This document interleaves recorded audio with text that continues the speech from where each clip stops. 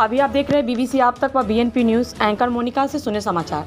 Doctor Bhimrao Ambedkar की मूर्ति का हुआ अनावरण। भाकपा माले के महासचिव ने पुष्प किया अर्पित। मधुबनी संवाददाता किशोर कुमार की रिपोर्ट। मधुबनी में लौकही प्रखंड क्षेत्र के भूतहा चौक पर बाबा साहेब डॉक्टर भीमराव अंबेडकर सामाजिक न्याय विकास व शोध संस्थान के अध्यक्ष सत्यजन के नेतृत्व में भारत रत्न बाबा साहब डॉक्टर भीमराव अंबेडकर की मूर्ति की अनावरण के कार्यक्रम समारोह का आयोजन किया गया। अनावरण कार्यक्रम में भाकपा माले के राष्ट्रीय महासचिव दीपांकर भट्टाचार्य शामिल हुए और संविधान निर्माता भारत रत्न डॉक्टर अंबेडकर मूर्ति पर पुष्प अर्पित कर अनावरण किया। स्वागतकर्ता पप्पू यादव सहित अन्य लोगों ने दीपांकर भट्टाचार्य को फूलों की माला से सम्मानित किया।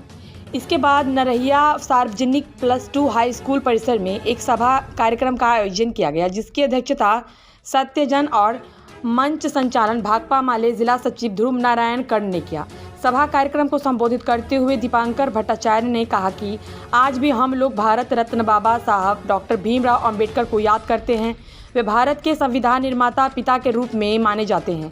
बाबा साहब दलित, महादलित, पिछड़ा, अति पिछड़ा, शोषित, पीड़ित, गरीब, मजदूर, भूमिहीन, निसहाय व्यक्तियों के नेता थे। उनका नारा है कि शिक्षित बनो, संगठित हो और संघर्ष किए। उन्होंने छुआछूत, जातिवाद एवं अन्य भेदभाव को लेकर गरीबों के हक अधिकार के लिए आंदोलन किया। उन्होंने केंद्र एवं बिहार सरकार पर जमकर निशाना साधा।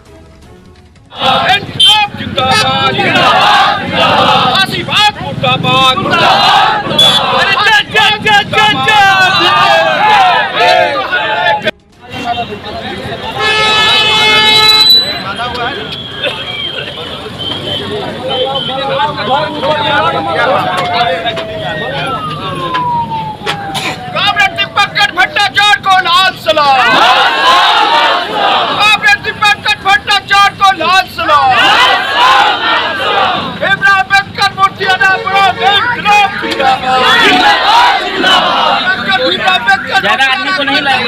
भट्टाचार्य को लाल सलाम। आदमी नहीं आवे डूब जाएगा।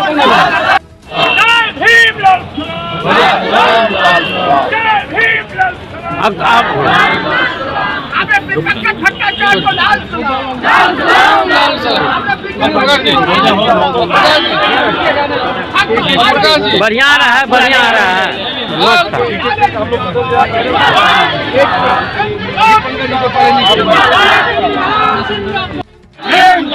हाँ साहब अमर रहे, बाबा साहब अमर रहे। जय भीम लाल सलाम। जय भीम लाल सलाम। बाबा साहब अम्बेडकर अमर रहे। भारत का संविधान जिंदाबाद, जिंदाबाद, जिंदाबाद। का संविधान जिंदाबाद, जिंदाबाद, जिंदाबाद। बाबा भीमराव अंबेडकर अमर रहे। फोटो लीजिएगा। गनीमाला ऐसे पहना नहीं थी, पहनाइए सर। अहाँ सबका प्रणाम सलाम करै छी। 5 साल भ गेल बाबा साहब का प्रतिमा लगौने। किया 13 दिन आमरण अवसर पर हम सोशल वर्कर 10,000 आदमी हमर हालत देख कर जाम को देने रहे। कलेक्टर के खिलाफ में हमसे डीएम साहब 500 रुपया घूस लेते हैं। नहीं लीजिए, बदनामी, कुर्सी बहुत सम्मानित है, ये छोड़िए ना। इनके खिलाफ में हम सरकार में सूचना दे करके हम बैठ गए हम स्तर पर। वो जहाँ माने ये है कोई माने कोई ही नहीं था। अभी तो दुकान उकान हो गया, कुछ नहीं, चराचर जैसे था। वहाँ हम बैठ गए और 13 दिन परमा दिना 10,000 आदमी बैठ गए। 13वां दिना अंजनी बाबू चीफ सेक्रेटरी कहे कि क्यों जान दे रहे हैं, उन अनशन तोड़ करके आइए। मैं ठीक है, इस धरती को प्रणाम। यहाँ से हम मैट्रिक किए हैं इस स्कूल से।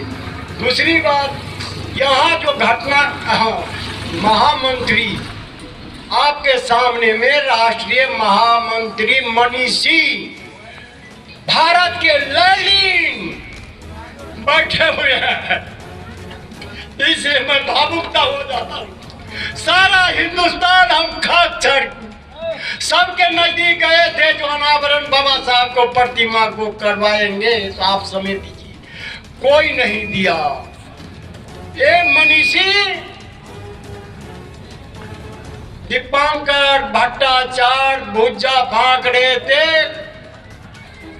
तब स्थल धरना स्थल पर हम देखे भाषण सुन करके हम सोचे जो इस हिंदुस्तान में वो पहला मनीषी है, अभी इस तरह का मिलना नामुमकिन होगा।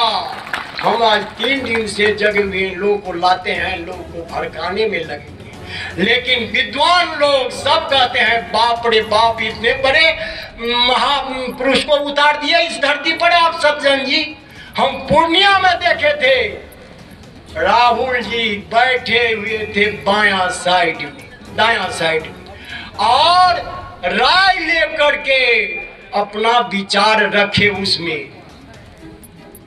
उनको भी राय लेना पड़ा पूर्व राष्ट्रीय अध्यक्ष राहुल जी को, राहुल गांधी सरकार के साथ। और भारतीय जनता पार्टी ने नीतीश जी को एक तरीके से अपना मुखौटा बना करके, वो अपने आप में बिहार के साथ एक बहुत बड़ा धोखा था। और अगर ये अन्याय जारी रहेगा या विधानसभा में इसका भंडाफोड़ हो जाएगा, वो तो कल समय बता देगा।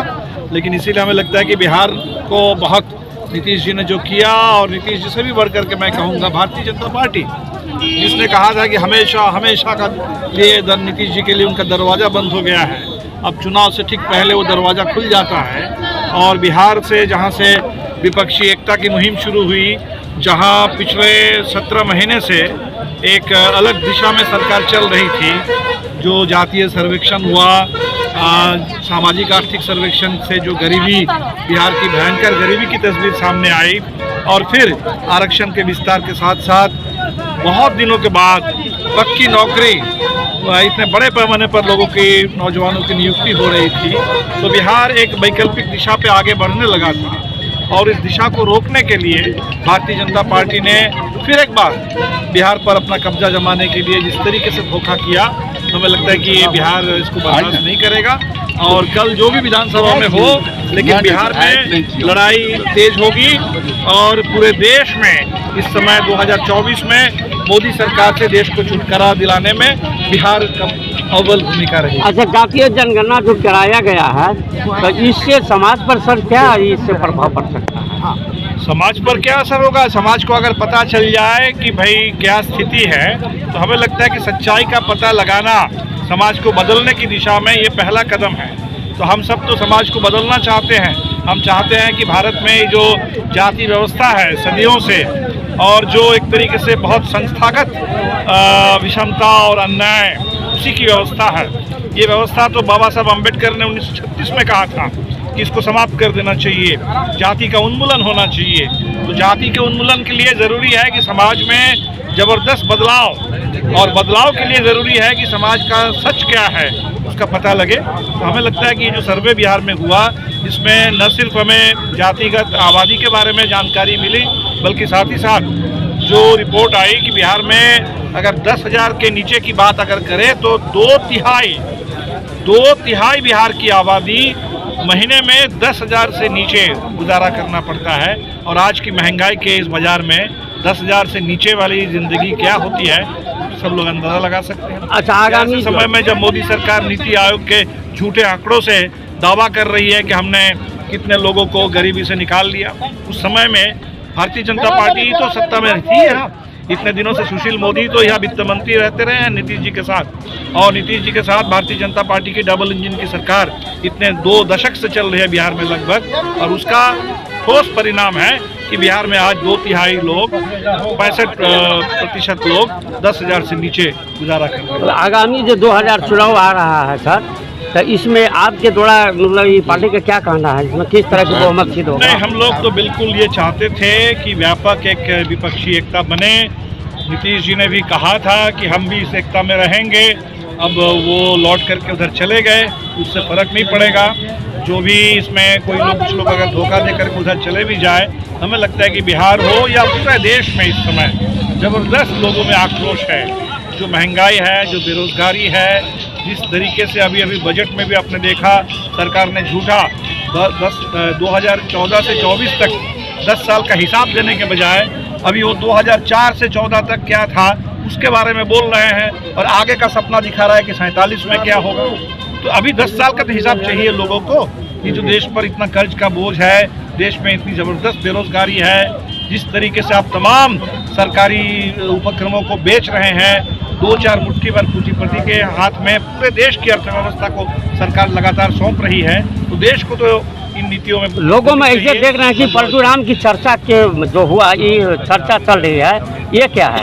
नहीं, वो तो बिल्कुल है। नीतीश जी ने एक तरीके से खुद को इस तरह से साबित किया है। आज पूरे बिहार में लोग कह रहे हैं कि भाई ऐसा तो हम लोगों ने कभी सोचा नहीं था कि बिहार का कोई मुख्यमंत्री ऐसा निकलेगा। लेकिन हमें लगता है कि ये इससे भी बड़ी बात जो हमारे रवीश कुमार जी ने कहा कि जो लोग राम मंदिर बना करके कह रहे थे कि हमने राम को लाया है, तो उनको अगर राम के बजाय अब पलटू राम की ज़रूरत पड़ रही है बिहार में, ये बात समझ लीजिए कि बिहार में भारतीय जनता पार्टी, बिहार सिर्फ नहीं, बिहार, यूपी, पूरे देश में वो परेशान है इस समय। उनको पता है कि 10 साल से जो जुमलेबाजी, 10 साल से लोगों के साथ धोखा, 10 साल से देश के पूरे आर्थिक संकट जिनको बढ़ाया गया, तो इस बार तो लोग छोड़ेंगे नहीं और इसीलिए ये सारे नौटंकी चल रही है।